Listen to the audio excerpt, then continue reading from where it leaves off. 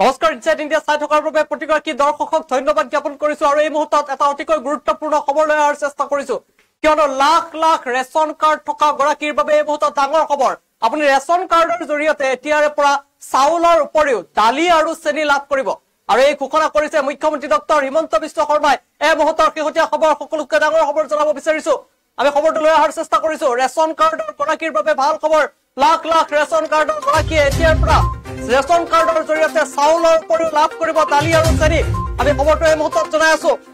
ration কাৰ্ডৰ জৰিয়তে চাউলৰ উপৰিও আপোনালোকে দালি আৰু চেনি লাভ কৰিব মুখ্যমন্ত্ৰী ডক্টৰ হিমন্ত বিশ্ব শৰ্মাই বৃহৎ ঘোষণা কৰিছে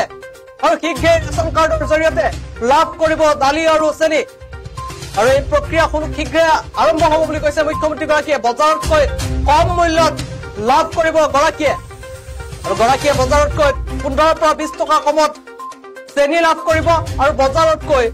20 টকাৰ পৰা 25 টকা কমত দালি লাভ কৰিব ৰেচন কাৰ্ডৰ জৰিয়তে আমি এই মুহূৰ্তৰ সকলোতকৈ ডাঙৰ খবৰ জনাই আছো মুখ্যমন্ত্ৰী ডক্টৰ হিমন্ত বিশ্ব শৰ্মাই আজিৰ দিনটোত কেইবাটাও ডাঙৰ ঘোষণা কৰিছে তাৰ ভিতৰত অন্যতম এটা ৰেচন কাৰ্ডৰ জৰিয়তে এতিয়াৰ পৰা চাউলৰ উপৰিও দালি আৰু চেনি লাভ কৰিব হিতাধিকাৰীয়ে